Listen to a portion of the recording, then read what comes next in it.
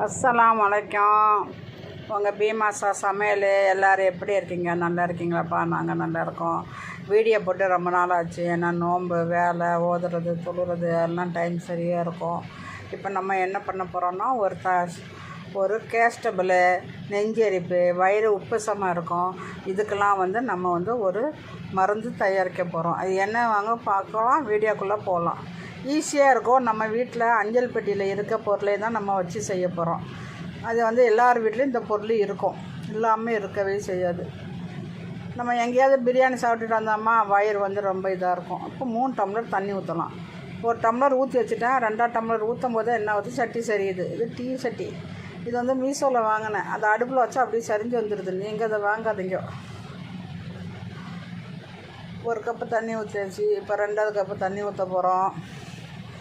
3 cup தண்ணி ஊற்றணும். இது 3ஆம் கப்பு தண்ணி. 1 2 3 கப்பு தண்ணி ஊற்றிட்டு இந்த எண்ணெய் மருந்து போட போகிறோம். கஷாயம் செய்ய போகிறோம். கேஸ்டபிள், வாய்வு. இப்போ இதுக்கு 1 ஸ்பூன் ஜீரகம். நீங்கள் எந்த ஸ்பூன், பெரிய ஸ்பூன் இருக்குல்ல அதுக்கு 1 ஸ்பூன் ஜீரகம், 1 ஸ்பூனு சோம்பு, அதே 1 ஸ்பூனுக்கு சோம்பு போட்டோமா.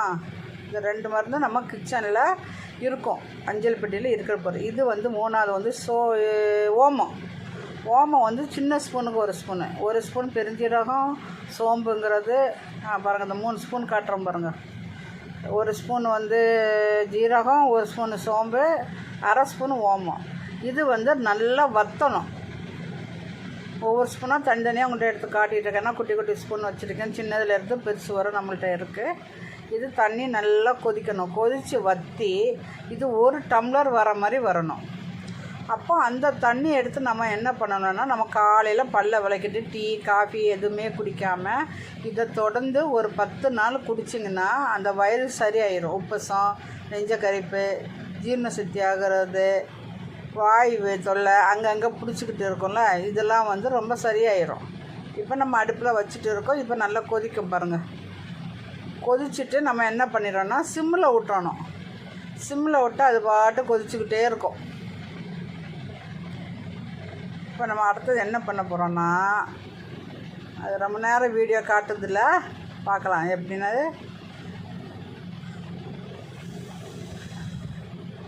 நீங்கள் இது சின்ன பிள்ளையிலேருந்தே பெரியவங்க கூட சாப்பிட்லாம், வயசானவங்க கூட சாப்பிட்லாம். அந்த ஓமம் குழந்தைங்களுக்கு கொடுத்தா ரொம்ப நல்லது. 1 ஸ்பூன் ஓமத்தை நல்லா கடாய் வச்சு நல்லா வறுத்து அதில் 1 டம்ளர் தண்ணியை ஊற்றிட்டிங்கன்னா அது நல்லா கொதித்து வாசனையாக வரும். 3/4 டம்ளர் வந்தோன்னா குழந்தைகளால் 3/4 டம்ளர் வந்தோன்னா அதை எடுத்துடணும்.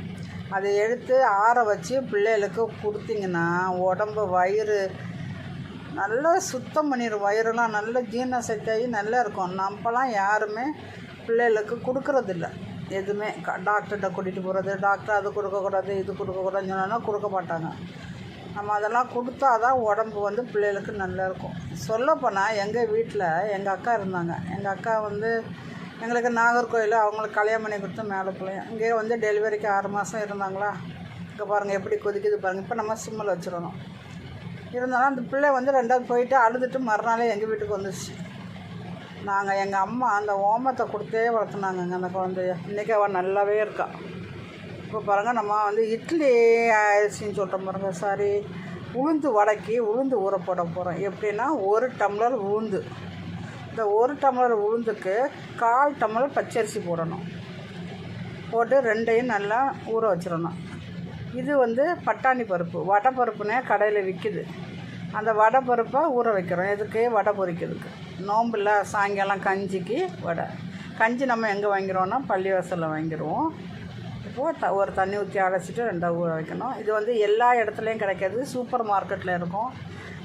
பெரிய பெரிய மார்க்கெட்லாம் வடை பருப்புன்னு கேட்டால் தருவாங்க. நம்ம கடலை பருப்பு போட்டால் மேலே பொறுப்புன்னு இருக்கும், உள்ளே சாஃப்டாக இருக்கும். இது அப்படி இல்லை. அந்த வடையே பருப்பே ஒரு நல்ல டேஸ்ட்டாக இருக்கும். இங்கே பாருங்கள், பச்சரிசியும் உளுந்தையும் கழுவி நம்ம ஊற வைக்க போகிறோம். அந்த பச்சரிசி உளுந்தையும் 4-5 தண்ணி ஊற்றி கழுவணும். அந்த உளுந்தில் ஒரு வாடை வரும் பாருங்க, அதை சிங்கே நாரும் அந்த அளவுக்கு இருக்கும். ஆனால் நல்லா தண்ணி ஊற்றி கழுவிட்டு ஊற வச்சுருங்க.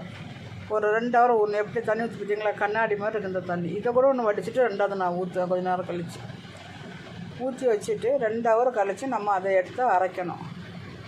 அரைக்கும் போது எப்படி வாங்க பார்க்கலாம்.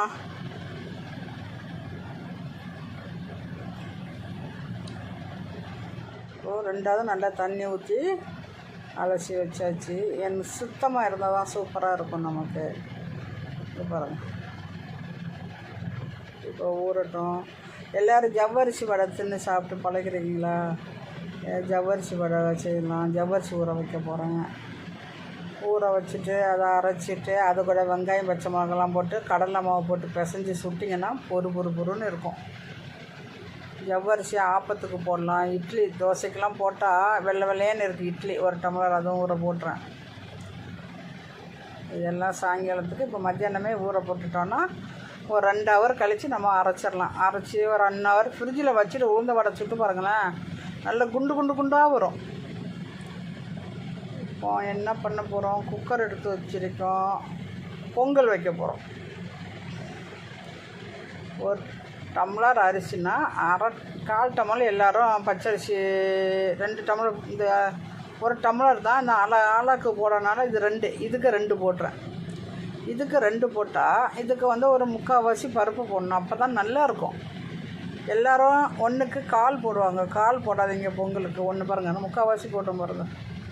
அப்போ தான் நல்லாயிருக்கும். நான் முழுசாக கூட போட்டுருவேன். எனக்கு அந்த பொங்கலில் பச்சை பருப்பு போட்டு செஞ்சேன்னா, 1 கப்பு பச்சரிசி எடுத்திங்கன்னா 1/2 கப்பு போடுங்க.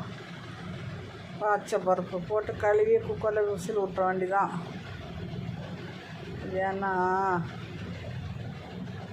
நோன்பு திறந்தோன்னா சாப்பிட்லாம். டெய்லி இட்லி தோசை கஞ்சியெல்லாம் போர் அடிக்கும்ல. காலையில் தான் வச்சு சாப்பிட்டுட்டு இருப்போம். இப்போ இது சாயங்காலம் நோன்பு திறந்தோன்னா கஞ்சி குடிப்பாங்க. அப்புறம் ஒரு 9 மணி போல் டிஃபன் சாப்பிடுவாங்க. அதுக்கு இது கொடுக்கலான்னு பாருங்கள். கழுவி வச்சு இதுக்கு எந்த ஒரு டம்ளர் அரிசி எடுத்தோன்னா அதே டம்ளரில் 3 டம்ளர் தண்ணி ஊற்றணும். இது வந்து இந்த உலக்க 2 போட்டோம்ல, அதுக்கு இது கரெக்டாக இருக்கும். அதனால் இதுக்கு 3 கப்பு தண்ணி ஊற்றி 3 விசில் வந்தோன்னே அடுப்பை ஆஃப் பண்ணிடணும். அடுப்பை ஆஃப் பண்ணிட்டிங்கன்னா பொங்கல் ரெடி. அடுத்தது உப்பு போட போகிறோம். கல் உப்பு. நான் கையால் தான் கல் உப்பு போட்டேன். தூள் உப்பு மட்டும்தான் ஸ்பூன் போட்டு எடுப்பேன். ஏன்னா கையிலெல்லாம் ஒட்டும் சொல்லிக்கிட்டு. இப்போ மூடி விசில் விட்டுற வேண்டியது தான். நம்ம வீட்டில் 3 அடுப்பு இருக்கனால எல்லாமே மடமடான்னு நடக்கும். எல்லாம் ரெடி பண்ணிவிட்டு அடுப்புக்கிட்ட போயிட்டோன்னா சைன்னு முடிச்சிடுவோம். தண்ணி ஒரு அடுப்பில் கொதிக்குது. குக்கர் ஒரு அடுப்பில் வச்சாச்சு. அது சின்ன குக்கரில் வச்சோன்னா அதை வந்து பொங்கி தண்ணி வலிஞ்சிடும். ஆனால் இது வந்து எதுக்குன்னா சாம்பார், பொங்கலுக்கு சாம்பார். நான் வந்து பொங்கலுக்கு சாம்பார், சட்னி, வடை இந்த 3 இருந்தால் தான் என்ன பொங்கல் கொஞ்சோடு தான் சாப்பிடுவோம். இருந்தாலும் இந்த 3 இருந்தால் தான் நல்லாயிருக்கும். காலை சண்டே எங்கள் வீட்டில் பொங்கல் தான் வைப்போம். இப்போ பாருங்கள் கஷாயம், அந்த ஜீரக தண்ணி எவ்வளோ குறைஞ்சிருக்கு பார்த்தீங்களா. இப்போ இதை அடுப்பில் ஆஃப் பண்ணிக்கிட்டு இதை நம்ம வடிகட்டி குடித்தோன்னா எப்படி இருக்குது பாருங்கள். கசக்கவோ துவர்க்கவோ எதுவுமே இருக்காது. நல்ல ஒரு வாசனையாக இருக்கும். உங்களுக்கு இனிப்பு வேணும்னு நீங்கள் நினச்சிங்கன்னா கொஞ்சம் தேன் ஊற்றிக்கிடுங்க. நாட்டு சக்கரை வேணால் போட்டுக்கிடுங்க. நான் எதுவுமே போட மாட்டேன். எனக்கு இப்படி ப்ராப்ளம் வந்தால் நான் இதை தான் வச்சு குடிப்பேன். இது வச்சு குடித்தோன்னே எனக்கு சரியாயிடும். ஜீரகம் வந்து அவ்வளோ உடம்புக்கு நல்லது. ஆனால் அடிக்கடி குடித்தா சில பேருக்கு சளி பிடிக்கும். கொஞ்சம் சூடாகவே குடிச்சிடுங்க, சரியா? இப்போ நம்ம இதை குடிச்சிட்டோமா, இதை குடித்தா அதுக்கப்புறம் நம்ம என்ன பண்ண போகிறோன்னா உளுந்துக்கு மாவு அரைக்கணும். உளுந்த வடைக்கு ஊற போட்டோம்ல, அது 2 ஹவர் தாண்டிடுச்சு. மிக்ஸி ஜாரில் தாங்க நான் அரைப்பேன். கிரைண்டரில் அரைக்கலாம். கிரைண்டரில் அரைக்கிறதோடைய மிக்ஸி ஜாரில் அரைச்சி அது ஒரு விஷயம் இருக்குது. அது பாருங்கள், வீடியோவில் உங்களுக்கே புரியும். மீதி கஷாயத்தை அப்படியே மூடி வச்சுருங்க. ஜீரகத்தோடையே மூடி வைக்கணும், வடிகட்டி மூடி வைக்கக்கூடாது. நைட்டு சாப்பிட்டுக்கிட்டு நைட்டு ஒரு தடவை குடிச்சு போட்டுங்க. காலையில் உடம்பு ஃப்ரீயாக இருக்கும். பயப்படாதீங்க. யூரின் 2 மட்டம் 3 மட்டம் போகும். அது வயிறு வந்து கிளியர் ஆகிரும். உடம்பு ரொம்ப லேசாகிரும். இதை செஞ்சு பார்த்துட்டு எப்படி இருக்குதுன்னு சொல்லிவிட்டு எனக்கு கமெண்ட் பண்ணுங்கள். என் சேனலுக்கு லைக் பண்ணுங்கள், ஷேர் பண்ணுங்கள், சப்ஸ்கிரைப் பண்ணுங்கள். பக்கத்தில் இருக்க பெல் பட்டனை கிளிக் பண்ணுங்கள். அப்போ தான் நான் போடுற வீடியோ நீங்கள் உடனுக்குடனே பார்க்கலாம். எனக்கு ஆதரவு கொடுங்க. சேனலை ஃப்ரெண்ட்ஸுக்கெல்லாம் ஷேர் பண்ணி விடுங்க. ஃபுல்லாக வீடியோ பாருங்கள். இப்போ பொங்கல் விசில் வந்துருச்சு. பொங்கல் இறக்கிட்டேன். இப்போ வந்து என்ன பண்ண போகிறேன்னா பச்சை பருப்பு. இந்த பச்சை பருப்பில் ஒரு பச்சை மிளகாயும் போட்டு 2 தக்காளியும் போட்டு மஞ்சத்தூளும் போட்டு நான் வேக வச்சிடுறேன். ஏன்னா சின்ன வெங்காயம் போட்டு நம்ம வந்து சாம்பார் வைக்க போகிறோம். அப்போ தான் சூப்பராக இருக்கும். அந்த பாருங்கள், பச்சை மிளகா வெங்காயம் போட்டாச்சா, கொஞ்சம் மஞ்சத்தூளை போட்டுட்டு ஒரு விசில் தான் விடணும். இது பச்சை பருப்புனால நீங்கள் அப்படியும் போட்டு வேக வைக்கலாம். இப்படி வேக வச்சிங்கன்னா நல்ல டேஸ்ட்டாக இருக்கும். நல்லா கொலன்னு குழஞ்சி வந்துடும் பருப்பு. அந்த காலத்தில் என்ன செய்வாங்க, அடுப்பில் வச்சு அது பாட்டு விரவு அடுப்பில் போட்டு அது பாட்டு வெந்துக்கிட்டே கிடக்கும். இப்போ தான் நம்ம கேஸில் தானே யூஸ் பண்ணுறோம். இப்போ அடுத்தால வேறு கேஸ் ப்ராப்ளம் வேறு இருக்குதுன்னு சொல்கிறாங்க. யாரெல்லாம் நீங்கள் புக் பண்ணலையோ புக் பண்ணிக்கிடுங்க. புக் பண்ணால் 21 நாள் கழித்து தான் கிடைக்குமா. பார்த்திங்களா, ஒரு விசில் வந்துச்சு, அடுப்பு ஆஃப் பண்ணியாச்சு. இப்போ நம்ம என்ன பண்ண போகிறோம்னா பொங்கல் தாளிக்க போகிறோம்.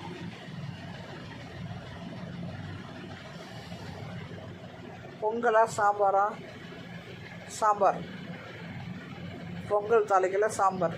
கடுகு, வெந்தயம், கருவேப்பிலை, சின்ன வெங்காயம் நிறைய உளிச்சு வச்சுருக்கேன். சின்ன வெங்காயம் நீங்கள் சின்ன வெங்காயமும் தக்காளி போட்டு சாம்பார் வச்சா அவ்வளோ டேஸ்ட்டாக இருக்குப்பா. அது கொண்டான்னு கேட்க, நம்ம தின்னுக்கிட்டே இருக்கலாம், அப்படி கேட்கும். செம்ம டேஸ்ட்டாக இருக்குங்க. பாருங்கள், நான் ஒரு கேரட் இருந்துச்சு, 2 பீன்ஸு. டிஃபனுக்கு தானே, நான் ரொம்ப காய் போட வேண்டான்னு. எனக்கு சாம்பாருக்கு நிறைய காய் போட்டால் தான் பிடிக்கும். ஆனால் நான் கம்மியாக காய் போட்டு அப்படி சாப்பிட்டுக்குவேன். இட்லி சாம்பாருக்காக கூட நான் காய் எடுத்துப்பேன். கத்திரிக்காய், முருங்கைக்காய், மாங்காய் போட்டால் 3 நேரம் சாப்பிடுவாங்க. ஆனால் இப்போ வயிறு தான் கொஞ்சம் ப்ராப்ளம் பண்ணுது, கேஸ்டபுள் ஆயிடும். சாம்பார் சுட வச்சு, சோறு சுட வடித்து நெய் ஊற்றி சாப்பிட்டு பாருங்களேன். என்னடா பாயமாவா இப்படி சொல்கிறாங்க நீங்கள் நினைப்பீங்க. அவ்வளோ சூப்பராக இருக்கும்.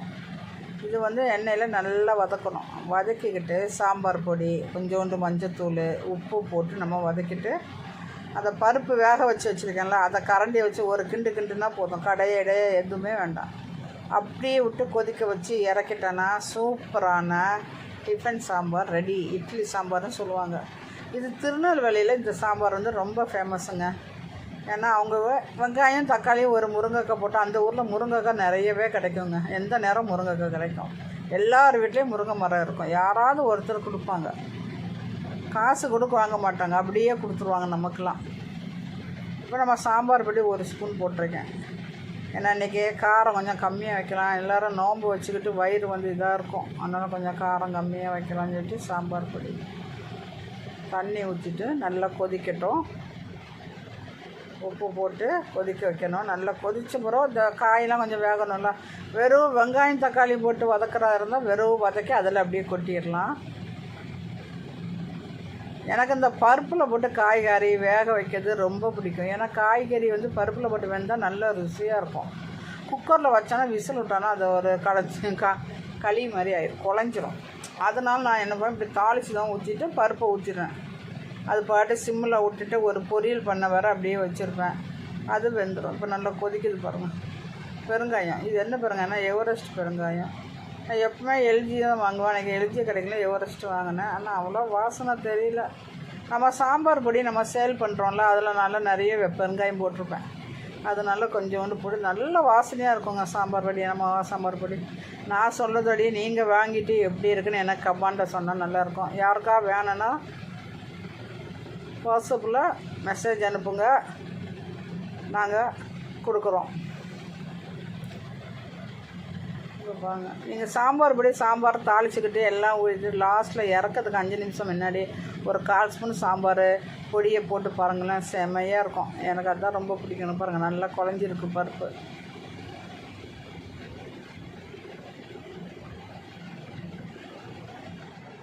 இப்போ அடுப்பில் ஊற்ற போகிறோம். காய்கறி அந்த தாளித்து விட்டுருந்தாலும் அதை ஊற்றுறோம். அதை போட்டு கொஞ்சம் தண்ணியை ஊற்றி கொதிக்க வச்சுட்டு கொஞ்சம் ஒரு 1/4 ஸ்பூன் சாம்பார் பொடியும் போட்டுருவேன். செம்ம வாசனையோடு இருக்கும். அந்த பொடி வாசனை அப்படி கமன்னு இருக்கும். நம்ம வறுத்து பொடிக்கிறனால 6 மாதம் ஆனாலும் அந்த வாசனை போகவே இருக்காது, அப்படியே இருக்கும். இதுக்கு வந்து புளி வந்து லைட்டாக ஊற்றினா போதும். தக்காளி நிறைய போட்டால் புளி கூட வேண்டாம் இட்லி சாம்பாருக்கு. அது எதிர்ப்பு புளின்னு சொல்லுவாங்க, அது கொஞ்சம் ஊற்றினா ரொம்ப நல்லாயிருக்கும். நான் லைட்டாக ஊற்றுவேன்னு நினைக்கேன்.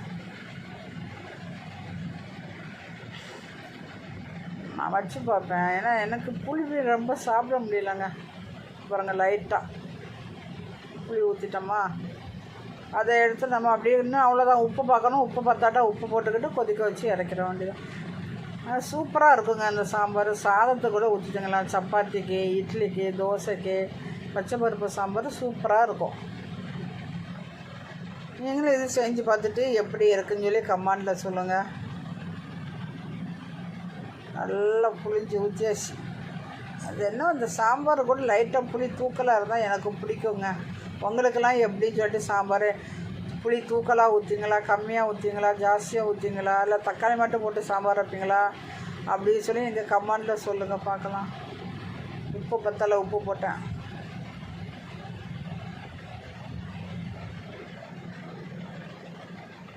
நல்லா கொதிச்சோன்னா அடுப்பை ஆஃப் பண்ணிட வேண்டியதாங்க. Sambar ready, pongal ready. வாங்க எல்லோரும் சாப்பிட்லாம்.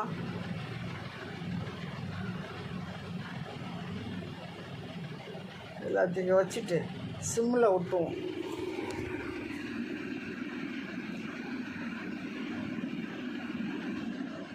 இப்போ என்ன பண்ண போகிறோம் கண்டுபிடிங்க. பொங்கல் தாளிக்கப்பா. தாளித்து விட்டுட்டு இந்த சட்டியை அதே தேய்ச்சி கழுவி எடுத்தாச்சு. இப்போ வந்து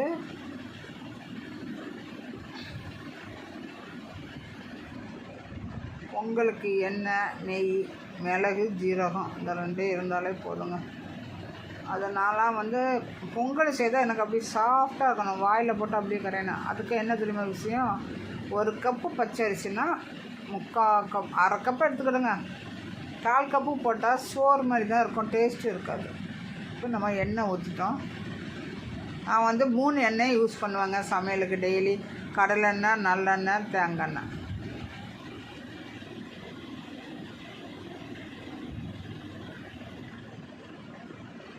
கடுகு, மிளகு, ஜீரகம் போட்டாச்சு. அது வந்து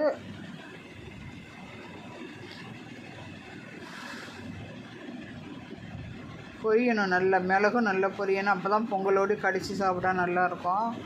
ஒன்று சொல்கிறேன், அசிட்டிக்கு இருக்கப்பட்டவங்க மிளகு கடிச்சிதுன்னா வயிற்றுக்கு ஒத்துக்காது. மிளகு, பூண்டு இந்த ரெண்டுமே ஒத்துக்காது. அதனால தான் மேகி வாங்கி கிண்டி சாப்பிட்டா எனக்கு வயிறு வலி வரும். எப்படின்னு யோசித்தா பூண்டு சமைச்சு குழம்பு வச்சு சாப்பிட்டாலும் வயிறு வலி வரும். எதுனாலே நினச்சிங்கன்னா நீங்கள் உங்களுக்கு இதனால தான். இது நல்லா பொரியட்டும். மிளகு நல்லா பொரியணும், ஜீரகமும் நல்லா பொரியணும். அப்போ தான் அந்த பொங்கலுக்கு ஒரு வாசனை வரும். கருவேப்பிலை போட்டுட்டோம். இப்போ பொங்கல் எடுத்து கொட்ட வேண்டியதுதான். அது நான் கொஞ்சோண்டு பொங்கல்னு சொல்லிட்டு அடுப்பில் வச்சது அப்படியே லைட்டாக அடியில் இதாகிடுச்சு. ஆனால் அதை விட்டுட்டு எடுத்து சாப்பிட போகிறேன். வாங்க எல்லோரும் சாப்பிட்லாம். இன்றைக்கி நம்ம வீட்டில் சாம்பார், பொங்கல், வடை கூட பொரித்து சாப்பிடணும். அப்போ தான் நல்லாயிருக்கும். நம்ம கடையிலலாம் போனால் எப்படி சாப்பிடுவோம், அதே மாதிரி நம்ம வீட்டில் செஞ்சு சாப்பிட்டுக்கலாம். நம்ம வயிற்றுக்கும் நல்லாயிருக்கும், உடம்புக்கும் நல்லாயிருக்கும். நம்ம வந்து கடையிலனா 1 தான் வாங்கி சாப்பிடுவோம், வீட்டிலனா 2 கூட நம்ம சாப்பிட்டுக்கலாம் வடையெல்லாம். இப்போ பாருங்கள், பொங்கல் தாய்ச்சி கிளறியாச்சு. இது இறக்கி ஹாட் பேக்கில் போட்டு வச்சுட்டா சாப்பிடும் போது சூடாக இருக்கும். லாஸ்ட்டில் 1 ஸ்பூன் நெய். நீங்கள் நெய்யிலே தாளிக்கினா கூட தாளிக்கலாம். என் பொண்ணெல்லாம் நெய்யிலே தாளித்து விட்ருவான். நான் எனக்கு எண்ணெய் ஊற்றி நெய்யும் ஊற்றி, நெய் லாஸ்ட்டில் ஊற்றிங்கன்னா அந்த பொங்கல் நம்ம லாஸ்ட்டு சாப்பிட வர நல்ல வாசனையாகவும் இருக்கும். இப்போ வந்து உளுந்து அரைக்க போகிறேன். எப்படின்னா 1 கப்பு உளுந்து நைஸாக அரைச்சிட்டோம். பச்சரிசி 1/4 கப்பு பச்சரிசி. அப்படின்னா என்னென்னா நீங்கள் கொஞ்சம் தண்ணியாக அரைச்சா கூட பாருங்கள், அரைச்சோன்னா இப்படி பந்து மாதிரி உளுந்து பாருங்கள். தண்ணி நிறைய ஊற்றக்கூடாது, உளுந்து மட்டும் எடுத்து போட்டுட்டு அப்புறம் லைட்டாக வேணால் மிக்ஸி ஜாரில் தான் அரைச்சாங்க, வேறு இதுலேயும் அரைக்கல. என்ன நம்ம கிரைண்டரில் அரைச்சா ஒரு 2 வடை மாவு கூட இருக்கும், இது கம்மியாக இருக்கும். இதுக்கு தான் நம்ம என்ன செய்ய போகிறோன்னு பாருங்களேன். இந்த மாவு அரைச்சாச்சு, ரெண்டாவது அரைக்க போகிறோம். அரைச்சிக்கிட்டு என்ன பண்ணுறேன் பாருங்கள். நீங்களும் நான் செய்கிற மாதிரி செஞ்சு பார்த்து உளுந்த வடை எப்படி வந்துச்சு எனக்கு கமெண்டில் சொல்லுங்கள். ரெண்டாவது அரைச்சாச்சு, உப்பு போட்டாச்சு. என் பொண்ணு தான் மீதி மிக்ஸி ஜார்லேயே அரைப்பா, சின்ன பொண்ணு. நான் கேட்பேன் எப்படிமா வடை நல்லாயிருக்கும்வா. நானும் அதே மாதிரி செய்து பார்த்தேன், நல்லா இருந்துச்சு. இப்போ உங்களுக்கு இந்த வீடியோ போடலாம். இங்கே பாருங்கள், அப்படியே அடிக்கணும், கையை வச்சு நல்லா அடிச்சுக்கிட்டே இருக்கணும். எதுனாலே சொல்லணும்னா நம்ம ஜாங்கிரி செய்கிறதுக்கு இப்படி தான் அடிப்போம் அரைச்சி. இதே மாதிரி நல்லா அடிச்சிங்கன்னா பப்பு புசுன்னு வருங்க, அவ்வளோ சூப்பராக இருக்கும். பாருங்கள், அந்த அரைச்சதோடு நல்லா பொங்கி வரும். அப்படியே எடுத்து நம்ம வந்து ஃப்ரிட்ஜில் வச்சிடணும். ஒரு 5 நிமிஷம் நல்லா அடிக்கணும்.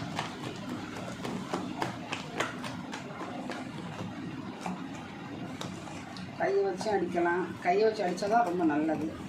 ஸ்பூன் போட்டு நல்லா அடிக்கணும். ஒரு 5 நிமிஷம் நல்லா அடிச்சிட்டிங்கன்னா வாங்க, நான் எவ்வளோ நேரம் அடிக்கிறேன் நீங்களே டைம் பார்க்கலாம்.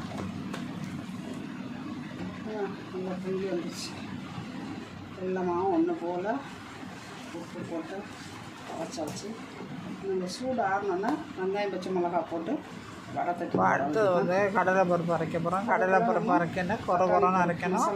நீங்கள் கொஞ்சம் முழு பருப்பை எடுத்து வச்சுட்டு அரைக்கலாம். நான் அரைக்கும் போது இந்த ஓரத்தில் முழு பருப்பு அப்படியே இருக்கும், அதனால் அதை எடுத்துக்கலாம். இந்த பருப்பு கூட என்ன போட்டு அரைக்கலாம்னா சோம்பு உப்பு போட்டு அரைக்கலாம். உங்கள் எல்லாத்துக்கும் வடை பருப்பு எப்படி பொரிக்கணும்னு தெரியும், தெரியாமல் கிடையாது. தெரியாதவங்க இதை பார்த்து கற்றுக்கட்டுங்க. சில பேருக்கு சிலது தெரியும், சிலது. இப்போ நான் சோம்பு போட்டேன் 1 ஸ்பூன். இப்போ நான் போட்ட பருப்பு வந்து ஒரு 200 கிராம் இருக்கும், 150-200 கிராம் இருக்கும். அதுக்கு 1 ஸ்பூன் சோம்பு. அது சோம்பு போட்டு நான் அரைச்சி வச்சு பாருங்கள். இது ரொம்ப ஈஸியாக அரைச்சிடலாங்க. ஒரு கொத்து அப்படி அப்படி ஒரு சுற்றிட்டாலே அரைச்சிடலாம். இப்போ நான் இதெல்லாம் அரைச்சி வச்சுக்கிட்டு வடை பொரிப்பேன். இதில் ஒரு 5 வடை, அதில் ஒரு 5 வடை பொரிச்சிட்டு மீதி எடுத்து வச்சுருவேன். நாளைக்கு நோம்பு திறக்கும். ஒரு நாள் வடைக்கு அரைச்சோன்னா 2 நாள் இருக்கும். இந்த உளுந்த வடை எப்படின்னு தெரியல, அது நல்லா இருக்கா சாப்பிட்ருவாங்க.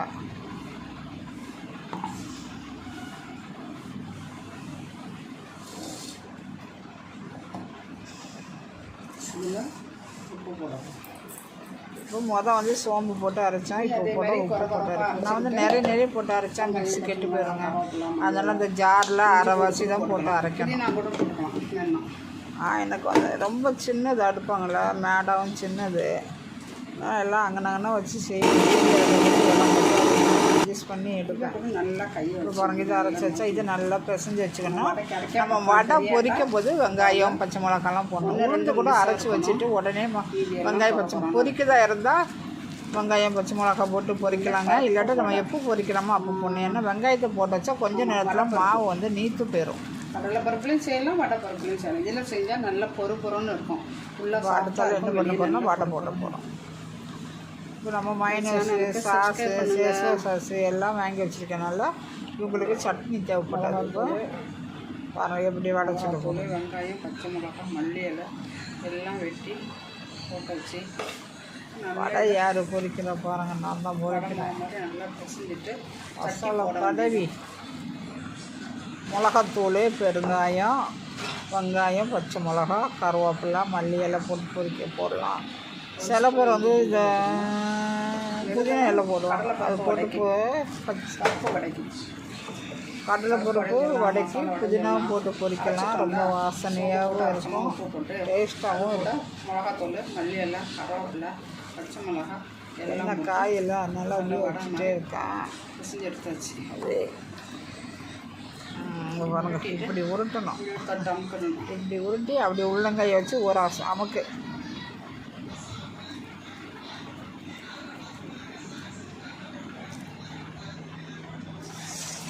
இங்கே ஒரு கவரில் வச்சு கூட தட்டி போட்டுக்கலாம்.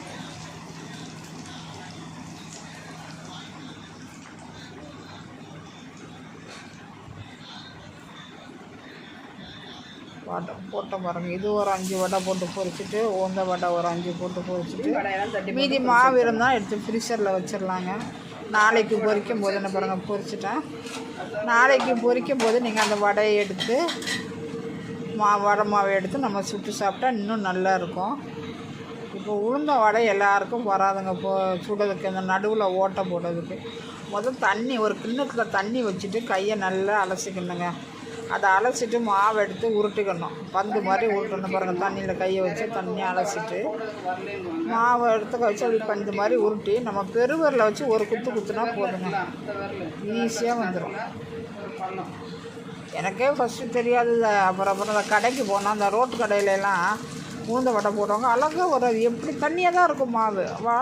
எப்படி போட்டாங்க பார்ப்போம். அப்புறம் அவங்க செய்கிறத நான் ஒரு நாள் நின்று பார்த்தேன். அதே மாதிரி நான் பாருங்க எப்படி வருதுன்னு. அவ்வளோதாங்க.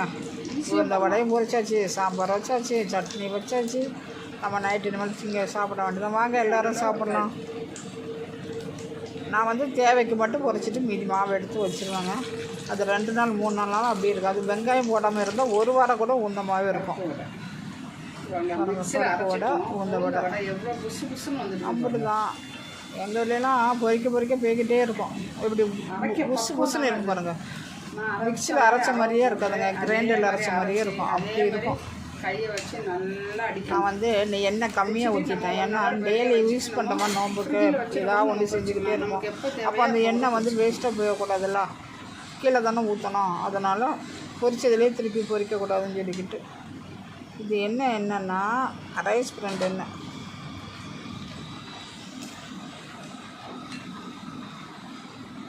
எப்படி உசுன்னு வருது பார்த்தீங்களா வடை.